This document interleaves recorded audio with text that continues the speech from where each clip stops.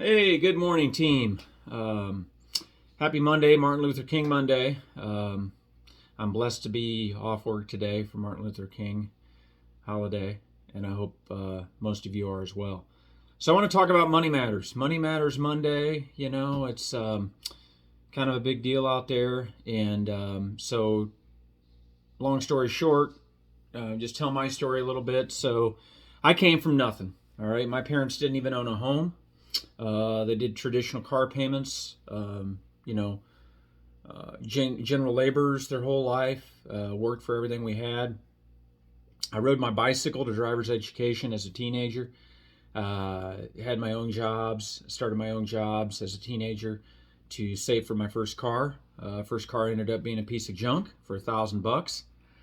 Um, so yeah, and then I didn't really have an ambition to go to college. Ambition to join the Army National Guard.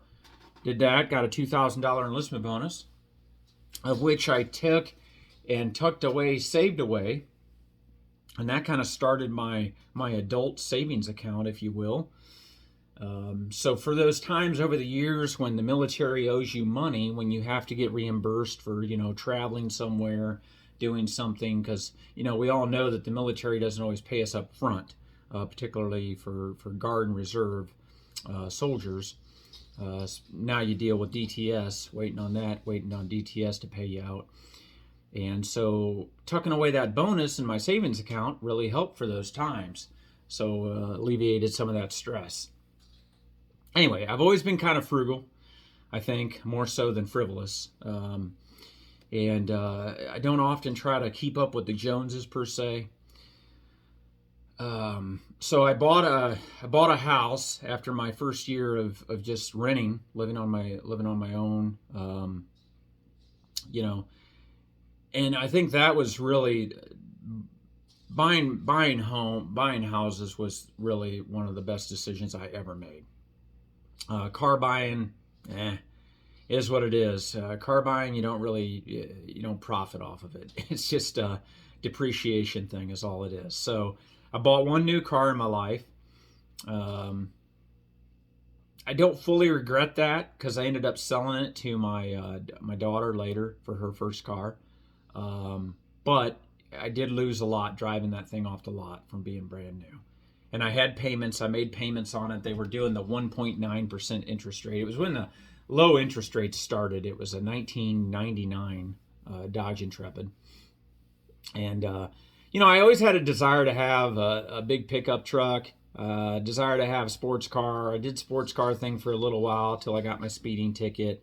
And then I switched to motorcycles. I have gotten speeding tickets since, but not as likely as it would be in a sports car. But that's me. That's not everyone. Got my big pickup truck finally. I actually recently sold it. It was a good time to sell it. And downsized my fleet of vehicles quite dramatically. But I don't have as many commutes anymore. I don't commute as much as I used to. So I'm kind of getting ahead of myself. Check out Financial Freedom through Dave Ramsey. Some years ago, I was talking around some other military folks, and this one guy had took a giant leap and went and paid to do, Financial Freedom with Dave Ramsey and all this, and was all, hooping and hollering about it because it was new to him, and his family needed it. So what I'll tell you about Financial Freedom is, it requires a household buy-in. All right, meaning that if you decide to do it and your spouse is meanwhile being still going to be frivolous, it's really not going to work. So that's one thing. And the other thing, you don't necessarily have to go out here and pay to attend the class, the course, buy the material, whatever. It really just, in a nutshell, financial freedom is about paying all your debt off one bit at a time. Okay, you start with the high interest rate stuff, which usually is your automobiles, your credit cards. He talks about cutting up your credit cards. Now I've hung on to one credit card pretty much my whole life, so I haven't gone that far. But I've never had my credit cards really out of control. Pay it off every month. It's more of a convenience thing for me. So that's the idea behind financial freedom, is to pay your debt off so that you're your own bank. You become your own bank essentially. to where that money you were paying on your cars, your house payment, all that become your savings account and or investments into, mutual funds or stocks, whatever. So you want to, and then you can divide it into different funds. There's a safety fund, household relief fund. I think he got into envelopes of cash and everything. I never got into all that. So, but it's worth checking out and it's worth listening to. It definitely requires discipline. Like I said, household discipline. Some of the things that we do on a daily basis, I'm a firm believer. I'm always going to have my fun money. Okay, I'm always going to spend money on something that somebody else would look at and say, that's stupid, Bill. Okay, that's just it. I think it's just human nature. For me, sometimes that's riding my motorcycle. Okay, that's my fun getaway. It's not extremely expensive, but it is an additional cost.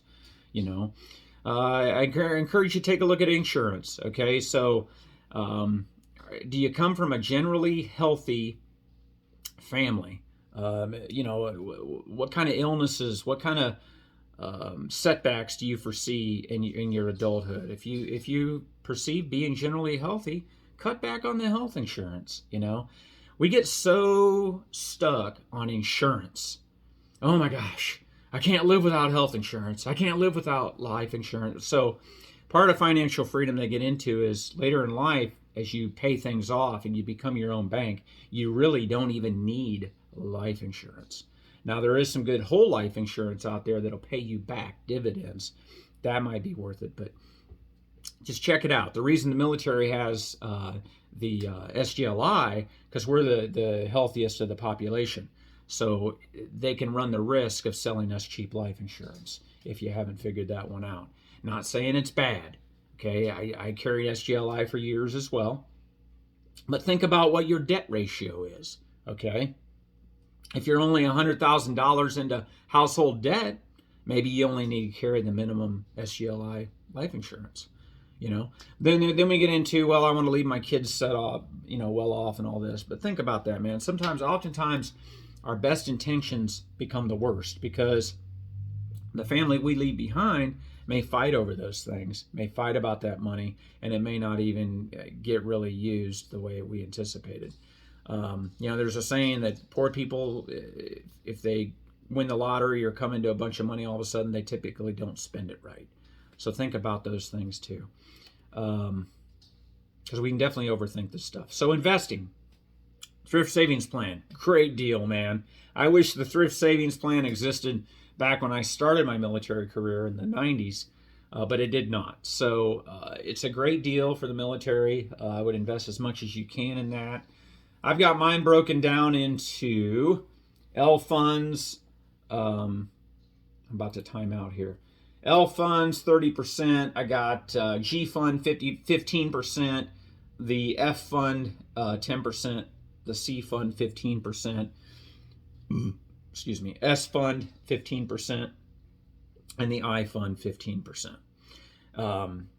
I went off of advice for my age group. I'm 49, and that was the advice that was given to me, and it's been working. It's been working pretty well. I've always been kind of frugal with investing. I started out a mutual fund years ago. It's gotten me some dividends over the years. You can try different things, but I'm a money worrier. Okay, I've been a money worrier, not so much now, as I've gotten older and figured things out and for the most part keep things paid off, and I've lessened my insurance as well. I got liability only on my vehicles that are paid for. Yeah, I realize if I go out and total my motorcycle today, I got to go buy one out of my own pocket. I got it. But it's a risk that I've assumed and willing to take. On the flip side of that 2003 Goldwing I have probably would only gain me about $5,000, from the insurance if I were to total it. Now I realize that's $5,000, but my insurance premium almost doubles to carry full coverage. So those are just risks that I take. I've got the VA for insurance. Yeah, I get it. VA can be difficult to make appointments, but I've been generally healthy. I've been lucky on that. So it's a risk I'm willing to take. I'm trying to use my VA benefits. I've got a VA that's local and convenient to me, so that really helps out. So haven't really gotten real frivolous with the investing. I'm looking at things, looking at options. I might buy some stock. But so that's what I wanted to share with you today. You know, when it gets into parenting and paying for kids for college and all that stuff, I don't want to tell people how to raise their kids. But I will tell you this, we are adults at 18 years old, fully responsible for ourselves. I came from nothing. I made it. I used the GI Bill for my college, tuition assistance also in the Guard. Now, tuition assistance and GI Bill, I don't believe you can double dip anymore. You used to be able to double dip. So you could actually make money going to college in the Army Reserve or the Army National Guard. That may not be such the case anymore. You will not lose money going to college off just the GI Bill. So those are some things. You can get your kids to join the service, okay, if they're healthy enough to do so. Or they can figure other things out. Get a scholarship through high school, through their work, whatever the case may be. What I'm trying to say here is we are not obligated to buy our kids college. Okay. It's nice if we can do that. I know many parents that do. I'm not shunning against that, but I don't believe it's our obligation as adults and parents. So anyway, I hope this has been somewhat helpful. You know, again, they get into buying that cup of coffee, right? So years ago, Starbucks was starting up, and it was walking distance from a motel I was staying at. And the line was so dang long that I got out of line, went back to my motel room, cooked, made the little pot of coffee they provide you in there, and I was drinking my cup of coffee quicker than if I would have stayed in that line at Starbucks. Just some little things to think about. Some people like going out to Dunkin' Donuts and Starbucks to make themselves feel good. It makes themselves feel special, sporty. Having that fancy cup of coffee for the day or whatever. Again, we've all got that thing we spend our money on, that fun factor, I call it. I like to vacation. Vacationing is fun too. Try to do it the most, frugal way possible. Got a pool, actually got a swimming pool to help alleviate spending some money on vacation because I'm a beach person, actually, beach type. And it has helped. It has helped. Now, pools are expensive throughout the year. They can be. But it does help save money on going on, $5,000 vacations per se. So hope this helps. If you have any questions, type them in the comments below. You got any advice, put it in the comments below. I'm certainly not a subject matter expert. Jack of all trades, master of none when it comes to this. But I just wanted to share with you how I do it and some things I've learned over the years. Please like and subscribe if you would, and have a good day.